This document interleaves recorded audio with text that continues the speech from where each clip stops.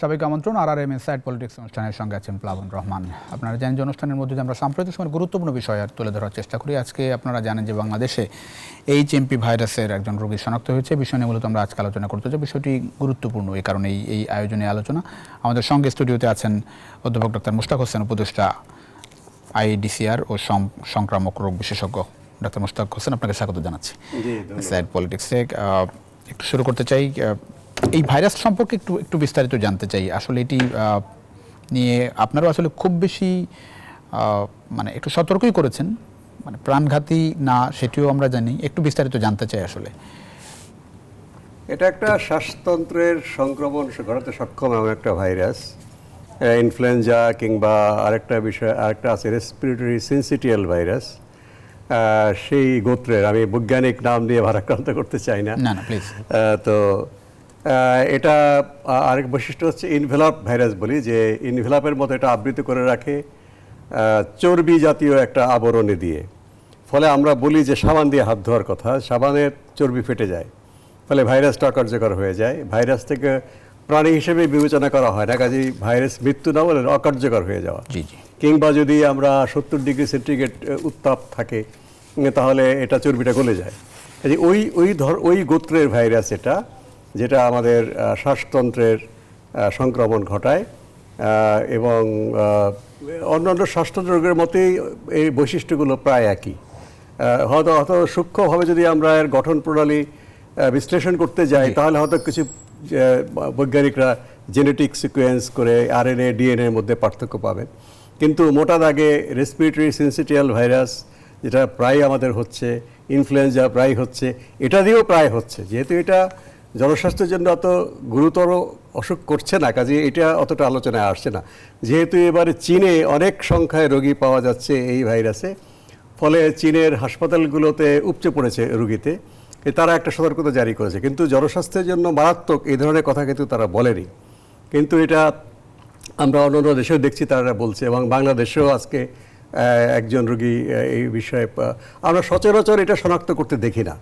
হয়তো বৈজ্ঞানিক অনুসন্ধান থেকে বা চিকিৎসক এই টেস্টটা করিয়েছেন, বা তার অন্য ইনফ্লুয়েঞ্জা পাওয়া যায়নি, এই সময় বাংলাদেশে ইনফ্লুয়েঞ্জা হয় না, বা হয়তো কোভিডে নেগেটিভ পাওয়া গেছে, বা কোনো কারণে হয়তো চিকিৎসক ভালো বলতে পারবেন তিনি এই টেস্টটি করেছেন, এবং এটা অথবা বৈজ্ঞানিক থেকে অনুসন্ধান থেকে হয়তো একজন চিকিৎসা বিজ্ঞানের সাথে জড়িত তিনি হয়তো এটা টেস্ট করেছেন যে দেখি না আমাদের দেশেও আছে কিনা। এটা দেশের ভিতরেই ছিল, কাজে এই ভাইরাসটা আমরা কাজে আজকে দেখলাম যে গণমাধ্যমে আসছে, এটা শনাক্ত হয়েছে। এটা কি ধরেন করোনার সঙ্গে যদি একটু পার্থক্য জানতে চাই এই ভাইরাসের? করোনার সঙ্গে প্রধান পার্থক্য হচ্ছে করোনা ভাইরাসের একটা নতুন ধরন, যেটা COVID-19, যেটা SARS-CoV-2, বৈজ্ঞানিক নাম হয়তো আরও এইভাবে আছে। এটা একদম নতুন ভাইরাস ছিল, ফলে এর বিরুদ্ধে কোনো রোগ প্রতিরোধ ক্ষমতা ছিল না মানুষের, ফলে অনেক মৃত্যু হয়েছে, অনেক আক্রান্ত হয়েছে। কিন্তু এই যে হিউম্যান মেটানিউমো ভাইরাস, এটা বাংলাদেশ সহ পৃথিবীতে অনেক আগে থেকেই ছিল। এমনকি যেহেতু 2001 সালে এটা শনাক্ত হয়েছে নেদারল্যান্ডে, এবং পরে বাংলাদেশের বিজ্ঞানীরাও 2001 সাল থেকে খুঁজেছেন, তখন পেয়েছেন।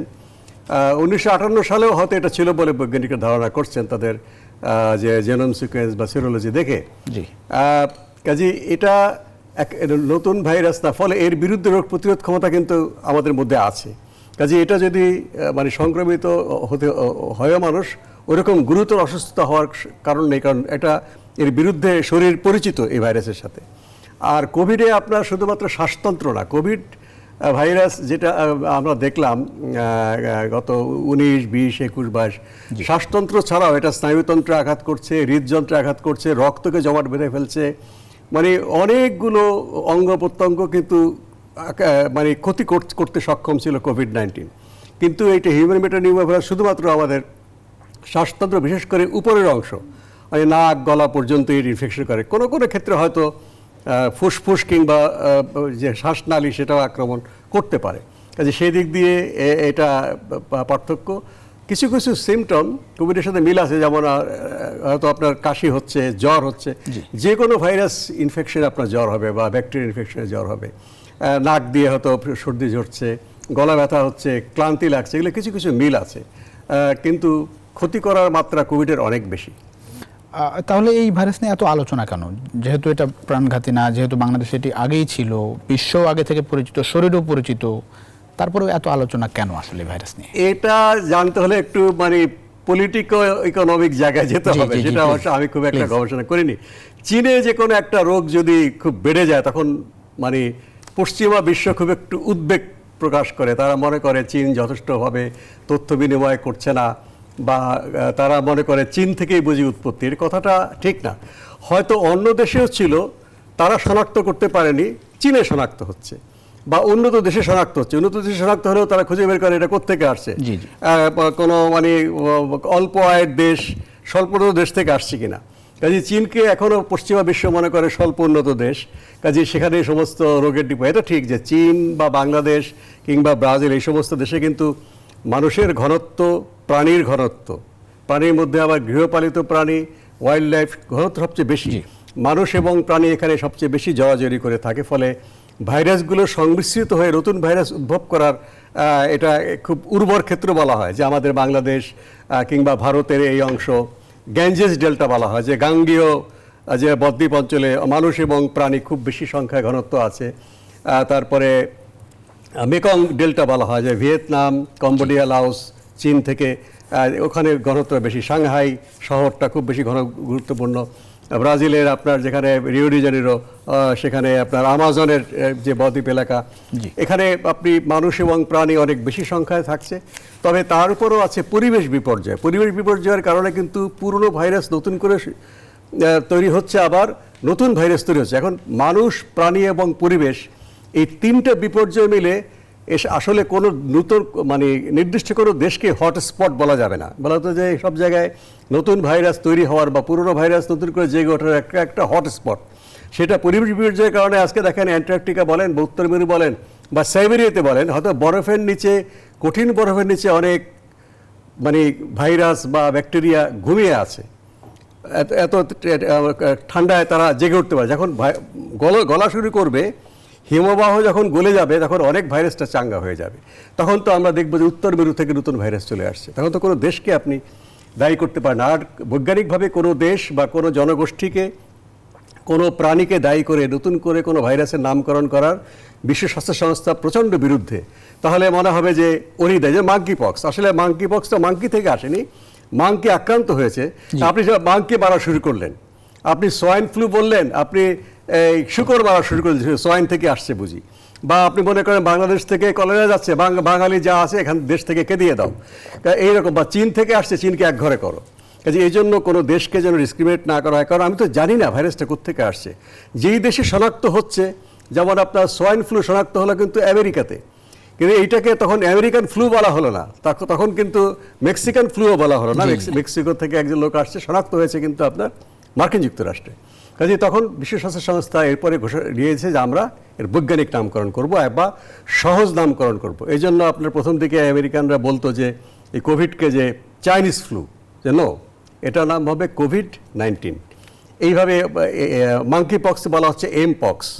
হয়তো এভাবে ভবিষ্যতে যে এগুলো আসবে সেগুলোর নতুন নামকরণ হবে, যেটা কোনো প্রাণী, কোনো দেশ, কোনো জনগোষ্ঠীকে চিহ্নিত করবে না। তাহলে হবে কি যে সবাই এই খবরটা দেওয়ার জন্য উৎসাহিত বোধ করবে, নাহলে কেউ খবর দেবে না। বাংলাদেশে যদি নতুন ভাইরাস আসে, আমরা তো বলবো না আমাদের থেকে বলা হবে এটা বেঙ্গল। না, আপনি বলছেন যে এটি নতুন ভাইরাস না। বাংলাদেশের মতো দেশ যদি পরিচিত, মানে উন্নত বিশ্বে আরো পরিচিত, চীনেও নিশ্চয়ই এটি নতুন। হ্যাঁ, তো সেই যে এখানে আপনি একটা শব্দ বললেন যে পলিটিকো ইকোনমি, মানে এটা কি মানে ওয়ার্ল্ড ইকোনমি বা ওয়ার্ল্ড পলিটিক্সের কোনো নতুন অংশ বলে মনে হয়? থাকতে পারে। ও তো গভীর আমি গবেষণা বা আমি স্টাডি করিনি। যে আমি তো বললাম যে চীনে কোনো একটা স্বাস্থ্য মানে ইভেন্ট যদি হয়, এতে অত চীনকে যারা অস্বস্তি বোধ করে, তাদের এই বিষয়ে বেশ তারা উদ্বিগ্ন খবর শুরু করে। তো কিন্তু পশ্চিমা বিশ্বে যদি কোনো হয়, এটা তারা উদ্বিগ্ন হয়, তারা খোঁজে যে এটা তৃতীয় বিশ্ব থেকে গেল কিনা বা চীন থেকে গেল কিনা। কাজে এই দৃষ্টিভঙ্গিটা আমার মনে হয় যদি আমরা পরিষ্কার না করি, আমাদের একটা বৈশ্বিক সংহতি দরকার। এই ধরনের যে পাবলিক হেলথ এমার্জেন্সি বা জনস্বাস্থ্য জরুরি পরিস্থিতি মোকাবেলা করার জন্য প্রতিটি নেশন, প্রতিটি জনগোষ্ঠীকে সমমর্যাদায় রেখে এটা করতে হবে, নাহলে কিন্তু খবর বের করা বেশ কষ্ট হবে। অনেক ধন্যবাদ। একটা বিরতি নিয়ে ফিরছি। জি, মোস্তাক আহমেদ দর্শক, ছোট্ট একটা বিরতিতে যাচ্ছি। RRM স্টিল ইনসাইড পলিটিক্সে কিছুক্ষণ মধ্যে ফিরছি, আশা করি সঙ্গে পাচ্ছি আপনাদের বিরতির পর। দর্শক আবারও স্বাগত RRM স্টিল ইনসাইড পলিটিক্সের সঙ্গে আছেন প্লাবন রহমান। আমরা কথা বলছিলাম দেশে HMP ভাইরাস শনাক্ত হয়েছেন এক রোগী, বিষয় নিয়ে কথা বলছিলাম। আমাদের সঙ্গে আছেন অধ্যাপক ডক্টর মোস্তাক হোসেন। একটু এই রোগের লক্ষণ সম্পর্কে একটু ধরেন, নানা রকম লক্ষণ তো আমরা আসলে বিভিন্ন রোগের ক্ষেত্রেই হয়। সো এই রোগ মানুষ আসলে বুঝবে কিভাবে যে এই রোগটা আসলে তার হচ্ছে? আসলে শ্বাসতন্ত্র ভাই তো অন্য রোগের মতো একই লক্ষণ। এখানে একজন মানুষের তো এটা জানা জরুরি না, কারণ এটার কোনো সরাসরি ঔষধ আবিষ্কৃত হয়নি এখনো। এটা আপনার জ্বর হবে, গলা ব্যথা হবে, কাশি হবে, নাক দিয়ে সর্দি ঝরতে পারে, ক্লান্তি লাগতে পারে। ইনফ্লুয়েঞ্জা হলে যা যা হয় এগুলো একই রকম সেই লক্ষণ। কাজে এটার আলাদা করার উপায় নেই। তবে এই সময়ে যাদেরই বা যে সবসময় যখনই একজন মানুষের জ্বর হলে আমরা গুরুত্ব দিতে চাই না। যে কোনো জ্বর যদি হয়, ভাইরাল ফিভার যদি হয়, 3 দিনের মধ্যে কমে যেতে শুরু করে আপনা আপনি, যদি সেটা আমাদের জন্য খুব বেশি ক্ষতিকর না হয়। 3 দিন বা 4 দিন পরে যদি জ্বরটা না কমতে থাকে বা লক্ষণগুলো আর একটু খারাপ দিকে যায়, তখন অবশ্যই আপনাকে চিকিৎসকের পরামর্শ নিতে হবে। তিনি হয়তো তার লক্ষণ দেখে বা প্রয়োজনে পরীক্ষা করে তাকে লক্ষণ ভিত্তিক চিকিৎসা দেবেন। যেহেতু সরাসরি ভাইরাসের বিরুদ্ধে ঔষধ ইনফ্লুয়েঞ্জার কিছুটা আছে বা কোভিডেরও কিছুটা বের হচ্ছে, কিন্তু এই হিউম্যান মেটানিউমো ভাইরাস বা অধিকাংশ ভাইরাসের বেলায় এর বিরুদ্ধে কোনো সরাসরি ঔষধ এখনও আবিষ্কৃত হয়নি। সেখানে জ্বর কমানোর ওষুধ আছে, বা নাক দিয়ে সর্দি ঝরলে বা অ্যালার্জি কমানোর ওষুধ রয়েছে, বা অন্যান্য যে অসুবিধা সেটা দূর করার ওষুধ আছে। চিকিৎসক সেই লক্ষণ অনুযায়ী প্রয়োজনে পরীক্ষা করে তার সেই ঔষধ বা ব্যবস্থাপত্র দেবে।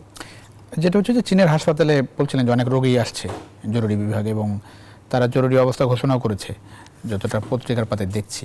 তো সেই জায়গাটাই মানে বাংলাদেশে তো করোনা সিচুয়েশন নিশ্চয়ই আপনি খুব কাছ থেকে দেখেছেন।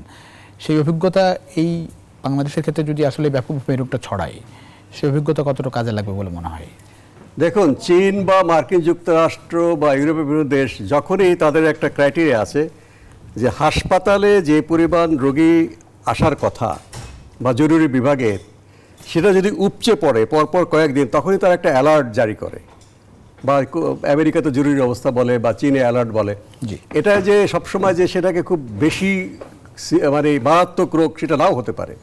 আমাদের এখানে কিন্তু জরুরি বললেই কিন্তু আমাদের সরকার একটা আটকে ওঠে। যেমন ডেঙ্গু রোগী যখন ছাড়িয়ে গেল, মৃত্যুর সংখ্যা বেড়ে গেল, আমরা যারা রোগতত্ত্ববিদ আমরা বললাম যে এটা একটা জনস্বাস্থ্যের জরুরি পরিস্থিতি, কিন্তু সরকার বলে না, খুব তার স্বরে বললেন না, এটা জরুরি পরিস্থিতি না।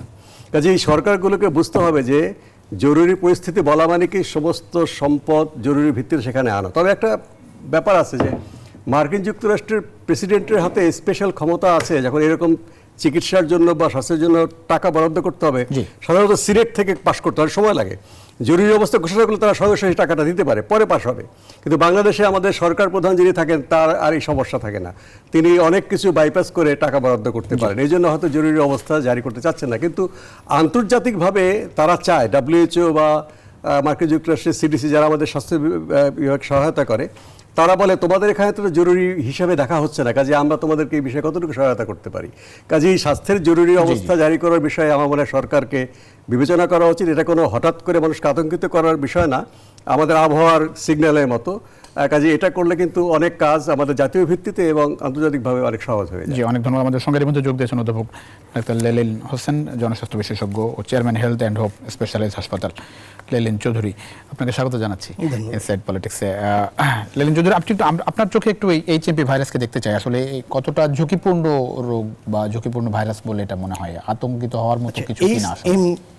HMP ভাইরাস এই শব্দটা নতুন করে বাংলাদেশের প্রেক্ষাপটে উচ্চারিত হচ্ছে, কিন্তু আমরা জানি 2000 সন এবং 2001-এ ঢাকার কমলাপুরে একটি বেশ বড় ধরনের গবেষণা হয়েছিল জন হপকিন্স বিশ্ববিদ্যালয়ের প্রফেসর ডক্টর W.A. ব্রুকসের নেতৃত্বে।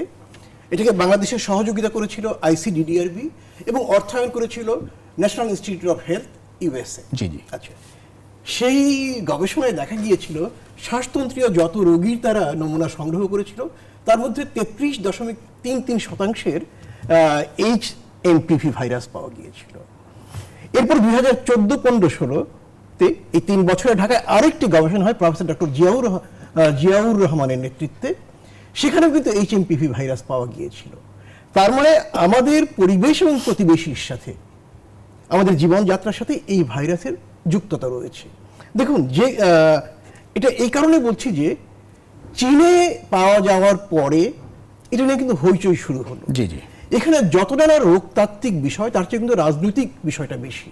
কারণ চীনের বিরুদ্ধে যারা অর্থনৈতিক বা অন্য প্রভাব বলয়ের রাজনীতি করে, তারা এই বিষয়টাকে হাতিয়ার করে একটি বড় প্রচার করলো।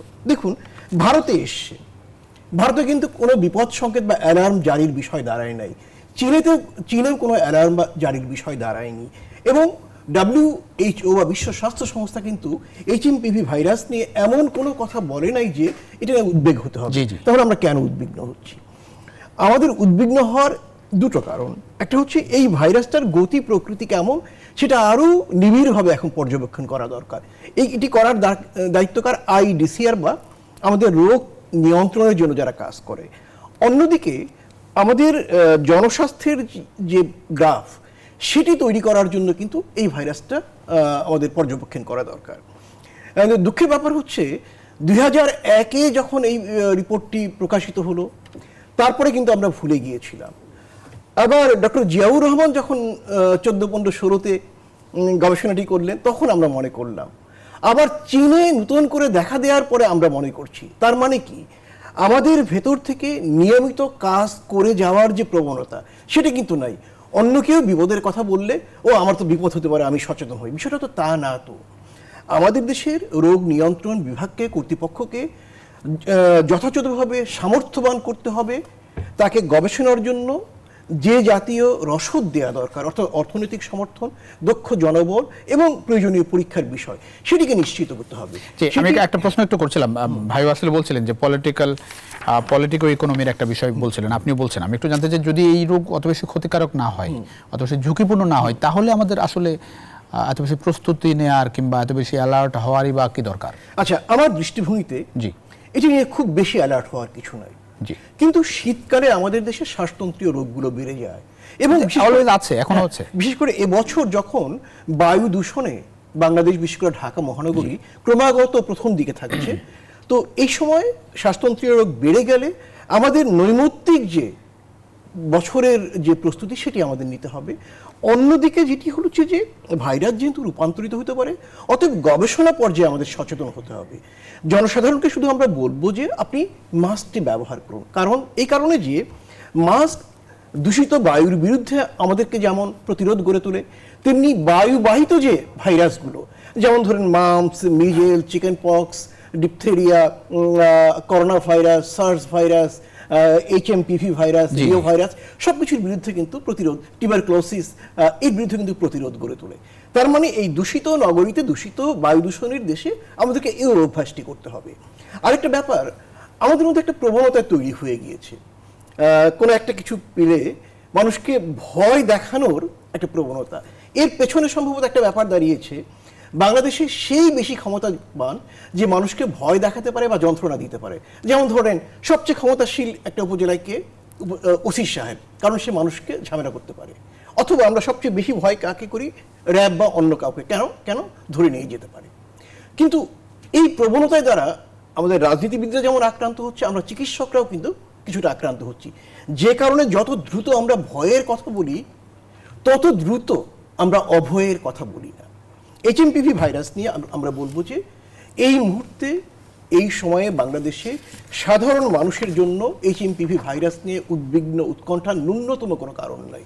বরঞ্চ আমরা সাবধান হব, হাঁচি, কাশি, জ্বর হলে আমরা চিকিৎসকের শরণাপন্ন হব। কারণ ডেঙ্গু হচ্ছে, করোনা হচ্ছে, সাধারণ ইনফ্লুয়েঞ্জা হচ্ছে এবং সাথে HMPV হচ্ছে, রিও ভাইরাসও হচ্ছে। অতএব সাবধান হয়ে আমরা চিকিৎসকের শরণাপন্ন নেব, তার পরামর্শ অনুযায়ী। জি, অনেক ধন্যবাদ ডাক্তার মোশতাক হোসেন। টিকা একটা ব্যাপার, এখানে ধরেন ইনফ্লুয়েঞ্জা বা নিউমোনিয়ার যে টিকা, সেই টিকাগুলো আসলে কতটা প্রতিরোধ করতে পারে? এখানে আপনি বলছিলেন স্যার এখনো এটির আবিষ্কৃত হয়নি ওষুধ। এই টিকাগুলো কি কোনোভাবে কাজে লাগে বা নতুন করে কি টিকা নেওয়ার প্রয়োজন আছে কিনা? হ্যাঁ, এমন ইনফ্লুয়েঞ্জার ভাইরাসের টিকা আছে, তবে প্রতি সিজনে এটা বদল করতে হয়। কারণ ইনফ্লুয়েঞ্জা ভাইরাস যতগুলো সাবটাইপ আছে, বিভিন্ন ভাগ, এগুলো এক এক সময় এক একটা বাড়তে থাকে। কাজেই এই জন্য সারা বিশ্বে ইনফ্লুয়েঞ্জা সার্ভেলেন্স করা হচ্ছে। এবং তবে শ্বাসতন্ত্রে যে কোনো সংক্রমণের জন্য সাধারণত চিকিৎসকরা পরামর্শ দিয়ে থাকে যে আপনারা ইনফ্লুয়েঞ্জার টিকা নিয়ে নেন। বিশেষ করে পশ্চিম দেশে এটা করা হয়, বাংলাদেশেও এটা এখনো হয়নি, অনেক দামের বিষয়। তবে সরকার যদি এটা ভর্তুকি দেয়, আমাদের যারা বয়োজ্যেষ্ঠ এবং যারা অন্যান্য রোগে ভুগছেন, ডায়াবেটিস, উচ্চ রক্তচাপ, ক্যান্সার কিংবা অ্যাজমা হচ্ছে বা কিডনি ডায়ালাইসিস করছেন, তাদের এই ইনফ্লুয়েঞ্জার টিকাটা নিয়ে নেওয়া উচিত। তবে সহজলভ্য করতে হবে, কারণ কোথাও কোথাও পাওয়া যাচ্ছে কিন্তু অনেক দাম দিয়ে করতে হয়। আমরা নিজেরা মানে আমাদের দেশের সক্ষমতা কেমন, মানে টিকা আবিষ্কার, টিকা উৎপাদনের ক্ষেত্রে? আমাদের যারা ফার্মাসিউটিক্যাল কোম্পানিগুলো আছে এবং সরকারি যে এসেনশিয়াল ড্রাগ, তাদের দেখলাম যে করোনার সময় তো বাংলাদেশের একটা টিকা, সেটি তো আলটিমেটলি আসলে একটা হচ্ছে টিকা ফর্মুলা অন্য জায়গা থেকে পেলাম, কাঁচামাল পেলাম, আমরা তৈরি করলাম, সেটা পুরোপুরি আছে। কিন্তু গবেষণা করে টিকা বের করার জন্য আমাদের বুদ্ধিভিত্তিক ক্ষমতা পুরোটাই আছে। কিন্তু যদি এখানে গবেষণা, কিন্তু আপনাকে টাকা খরচ করতে হবে। আপনি যদি 100টা ঔষধ আবিষ্কার করার চেষ্টা করেন, আপনার 10টা সফল হবে বা একটা সফল হবে। কিন্তু এই ওষুধটা আবিষ্কার হলে আপনার ওই খরচটার চাইতে অনেক বেশি আপনাকে ক্ষতি থেকে কমাবে। কাজে টিকা আবিষ্কার করতে গেলে অনেকগুলো ধাপ পেরোতে হয়, অনেক টাকা এখানে খরচ হবে। এখানে যদি সরকার যদি এখানে বিনিয়োগ হিসেবে দেখে যে আমি এই টিকা আবিষ্কারের জন্য আমি বিজ্ঞানীদেরকে পৃষ্ঠপোষকতা করব, তাদেরকে আমরা পলিসি সাপোর্ট দেব, তাদেরকে আমরা টাকা দেব, হয়তো সবগুলো সফল হবে না, কিন্তু সফল একটা হয়ে গেলে সেটা কিন্তু আপনাকে অনেক গুণ বেশি নিরাপত্তা দেবে, স্বাস্থ্য নিরাপত্তা। গ্লোবের টিকার কি হলো শেষ পর্যন্ত? এটা গ্লোবের টিকা আমার মনে হয় আমাদের নীতি নির্ধারক মহলে এই বিষয়ে দ্বিধান্বিত ছিলেন। এবং আমি যেটা শুনেছি যে তারা বলতে চেষ্টা করেছেন যদি এখানে ক্লিনিক্যাল ট্রায়াল করে কোনো মানুষ ক্ষতিগ্রস্ত হয়, তাহলে আমাদের দেশে যে টিকা গ্রহণ করার যে একটা উদার মানসিকতা আছে, সবাই টিকা নিতে চায়, সেটা ক্ষতিগ্রস্ত হবে, কাজেই দরকার নাই। কাজে এটা আমি মনে করি খুবই একটা মানে যথার্থ না চিন্তা, অবৈজ্ঞানিক। কারণ এটা অবৈজ্ঞানিক, কারণ এরকম হতেই পারে। তখন ওই কথাটাই আসবে যে এখানে তো আমাদের টিকা গ্রহণ করা ছাড়াও একজন বিপদের সম্মুখীন হতে পারে। কাজেই সেক্ষেত্রে যদি আমরা ক্লিনিক্যাল ট্রায়াল করবার জন্য এই একটা জুজুর ভয় দেখিয়েছে আমাদের কারো ধারণা যে যারা টিকা আমদানি করলে লাভবান হবে, তারা যে টিকা আসুক, আমদানি করুক, কিন্তু টিকা আবিষ্কার করার প্রয়োজন নেই। কিন্তু টিকা যদি আমরা আবিষ্কার করতে পারতাম, আমরা টিকা রপ্তানি করতে পারতাম, যেমন আমরা অনেক ঔষধ রপ্তানি করতে পারছি। কাজেই সরকারের দৃষ্টিভঙ্গিটা এরকম বৈজ্ঞানিক আবিষ্কারকে লস বা লোকসানের জন্য হিসাব না করে, এটা যে আলটিমেটলি আমাদেরকে আত্মনির্ভর করবে, আমরা আমাদের প্রয়োজন নিজে মেটাবো, এবং সবচেয়ে বড় কথা বিপদের দিনে অন্যের উপর নির্ভরশীল হওয়ার প্রয়োজন হবে না। যেটা আমরা কোভিডের সময় দেখেছিলাম যে সিরাম ইনস্টিটিউট থেকে তারা বন্ধ করে দিল, বাধ্য হয়ে গেল, তাদের দেশেই তো হাহাকার, আমাদের তারা দ্বিতীয় বিবেচনা। কাজে আমরা নিজেরাই স্বয়ংসম্পূর্ণ হওয়া দরকার। বিশ্ব স্বাস্থ্য সংস্থা বলেছে যে টিকা, ঔষধ এবং রোগ নির্ণয় করবার থেরাপিউটিক, ডায়াগনস্টিক এবং ভ্যাকসিন, এই তিনটা তৈরি করবার স্বয়ংসম্পূর্ণতা প্রতিটি দেশ, বিশেষ করে যারা জনবহুল দেশ, তাদেরকে অবশ্যই অর্জন করতে হবে। পশ্চিমা বিশ্বকে অবশ্যই সহযোগিতা করতে হবে। প্যান্ডেমিক চুক্তি নিয়ে যে এখন দেনদরবার হচ্ছে, যেটা এই বছরের এপ্রিল মেতে হওয়ার কারণে এখানে আটকে আছে।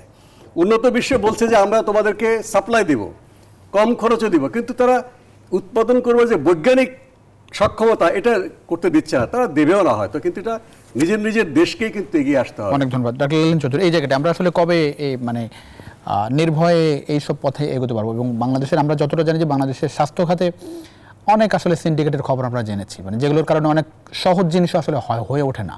যেটির একটা উদাহরণ হয়তো মানুষের মনে যে গ্লোব হয়তো বা আমরা গ্লোবের টিকা নিতে পারতাম, মানুষ নিতে পারতো, সেটি আসলে হতেও হয়নি, যদিও সফল বলা হয়েছে শেষ পর্যন্ত।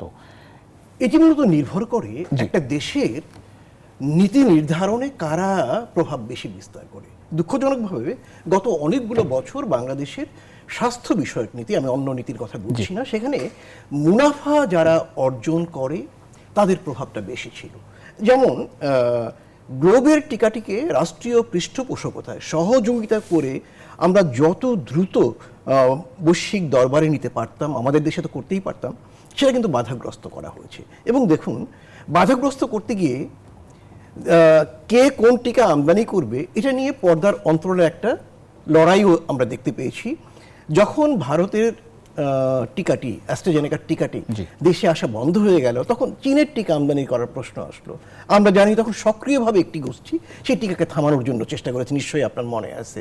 আবার কেউ কেউ মডার্ন এবং ফাইজারের দামি টিকা আনার জন্য হঠাৎ করে উঠে পড়ে লাগলো এবং দেখা গেল যত টিকা এসেছিল তার চেয়ে বেশি খরচ হয়েছে টিকা যে মজুত করবে, সংরক্ষণ করবে তার জন্য। নিশ্চয়ই আমাদের মনে আছে। তার মানে কি দাঁড়ায়? ব্যক্তির সুবিধা, আকাঙ্ক্ষা এবং মুনাফার যোগসূত্রতে আমাদের নীতি নির্ধারণ হয়। দেখুন, বাংলাদেশে গবেষণার জন্য স্বাস্থ্য খাতে সবচেয়ে কম বরাদ্দ। নিশ্চয়ই আমাদের মনে আছে করোনার সময় একটা পরিমাণ টাকা থোক বরাদ্দ দেওয়া হলো। আচ্ছা, গবেষণা তো এমন না যে টাকা দিলেই গবেষণা সুরসুর করে গাছ থেকে ফলের মতো ঝরে পড়বে, তা না তো। গবেষণার জন্য মেধা তৈরি করতে হয়, দক্ষ জনবল তৈরি করতে হয় এবং তার জন্য উন্মুক্ত একটা ক্ষেত্র তৈরি করতে হয়। সেটি তৈরি না করে টাকা দিয়ে কেউ কেউ, মানে কোনো আমাদের রাষ্ট্র নায়কেরা, তারা মানে শাসকেরা বাহবা নিতে চাইলেন। বিষয়টা তো তা না। দেখুন, বাংলাদেশে আমরা কি এই পথে এখন কি আছি একেবারে নাকি নাই? আমি আপনাকে কিভাবে নতুন করে শুরু করতে হবে একেবারে? দেখুন, আমি কিভাবে বলছি, বাংলাদেশে কতগুলো মেডিকেল কলেজ আছে। দারুণ আনন্দিত হওয়ার মতো ব্যাপার যে 110টা মেডিকেল কলেজ। ইংল্যান্ডেও কিন্তু এত নয়, আমেরিকাতেও এত নয়। তো এই 110টি মেডিকেল কলেজে ভাইরোলজি ডিপার্টমেন্ট আছে। কটা মেডিকেল ইউনিভার্সিটি আছে? গোটা 5 বোধ হয় না, 4টা ভাইরোলজি ডিপার্টমেন্ট আছে। আচ্ছা, কোন ভাইরোলজি ডিপার্টমেন্টে আমরা কোন ভাইরাস নিয়ে, কোন টিকা নিয়ে গবেষণা করছি?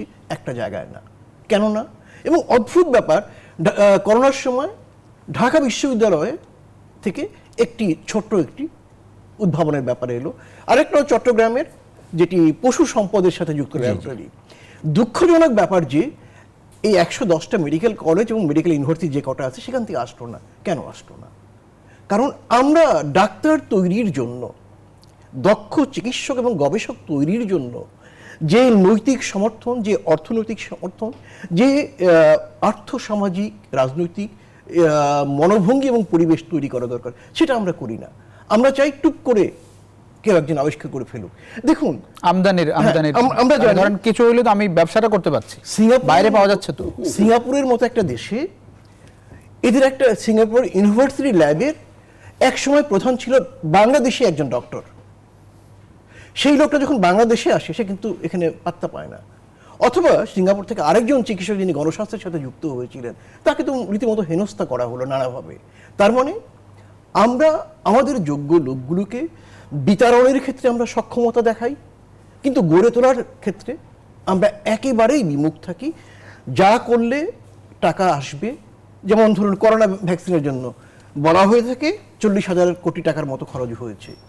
আর বিশেষজ্ঞ যারা এইসব হিসেব নিকেশ করে তারা বলছে এটি থেকে 18,000 থেকে 22,000 কোটি টাকা খরচ হয়েছে।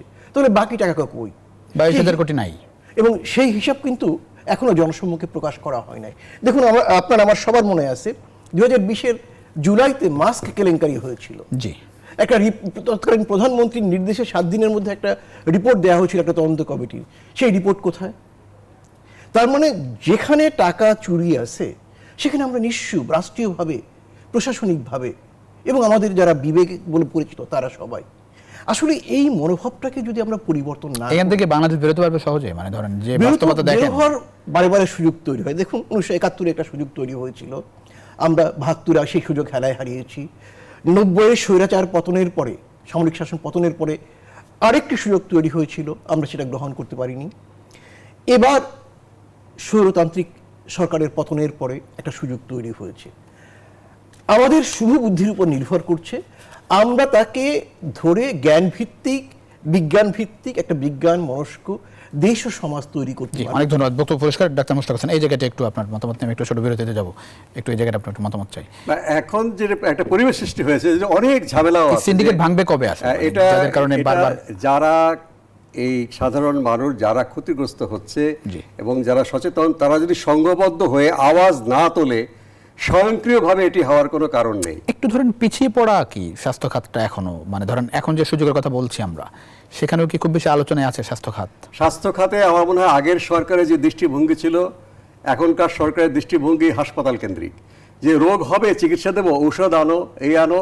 কিন্তু এখানে যে গবেষণা, যেটা ডক্টর লেনিন খুব সুন্দরভাবে বলেছেন, যে আমরা নিজেরা আমাদের স্বাস্থ্য উন্নয়ন করবো। স্বাস্থ্য কর্তৃপক্ষের দায়িত্ব হচ্ছে রোগ হয়ে গেলে আমার কিছু করার নাই, রোগ হয়ে গেলে চিকিৎসা দেবো শুধুমাত্র, সেটা না।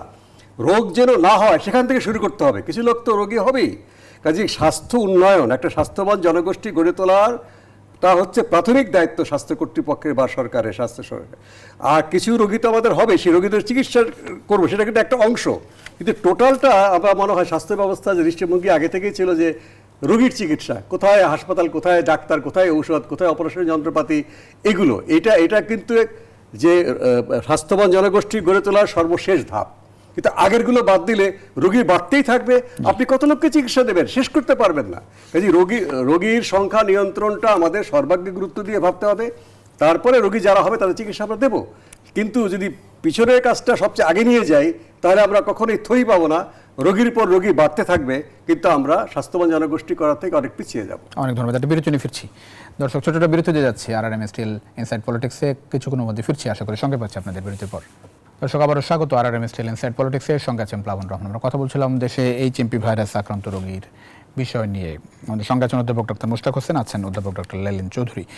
ডক্টর লেলিন চৌধুরী, করোনার বাস্তবতা বাংলাদেশের স্বাস্থ্যখাত নিয়ে প্রচুর আসলে আলোচনা হয়েছে, অনেক নিশ্চয়ই সুপারিশও ছিল চিকিৎসা ব্যবস্থা নিয়ে, সেখান থেকে কোনো উন্নতি দেখেন? দেখুন, বাংলাদেশে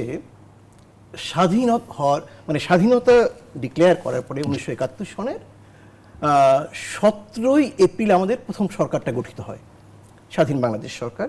এবং তার প্রথম মন্ত্রিপরিষদ সভাটা হয় 2 মে 1971 সনে।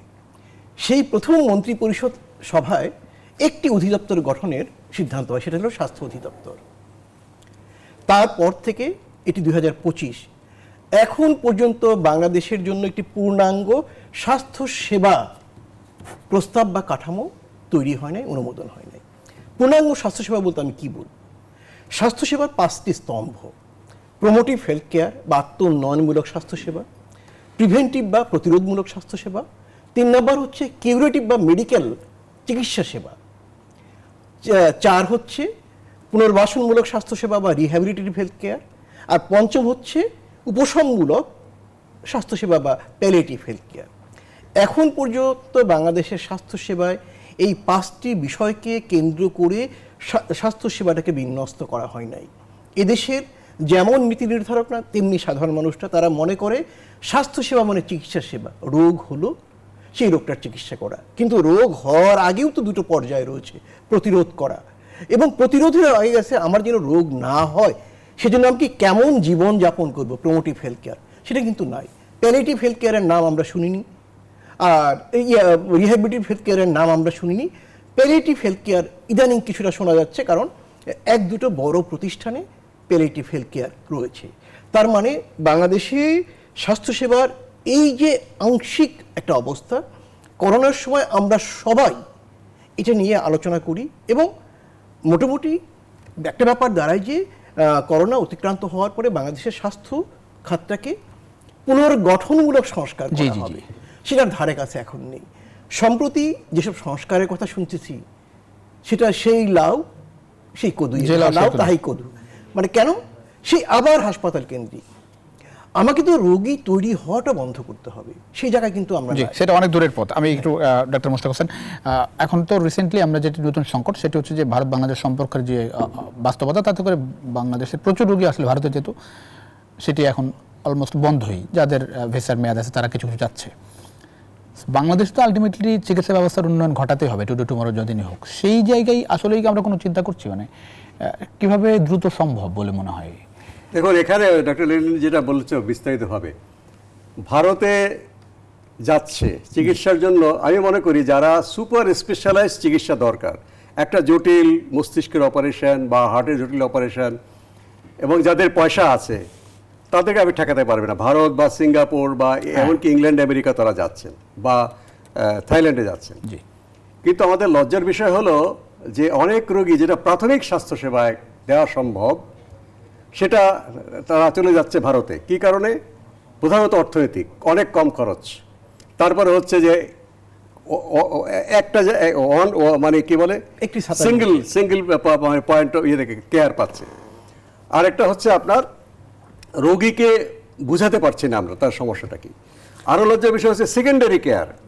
আমি অবাক হয়ে গেলাম পরিসংখ্যান দেখে যে চোখের ছানি অপারেশন, এটা আমার মতে প্রাথমিক, তবে ওরা বলে যে এটা মাধ্যমিক সেবা।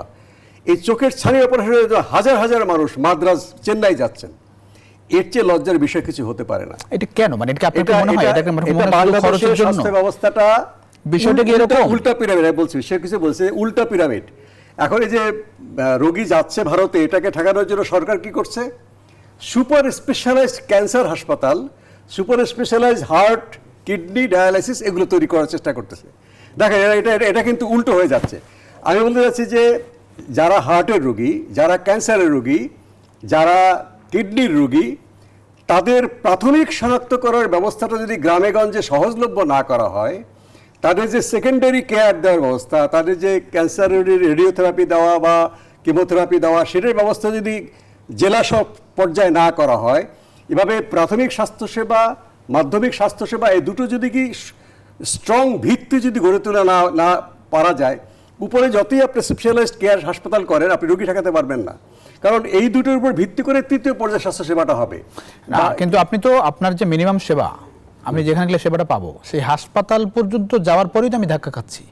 এক হচ্ছে আমি চিকিৎসককে বিশ্বাস করছি না, 2 নম্বর হচ্ছে ঘুষ ছাড়া আমার কোনো কাজ হয় না ভাই।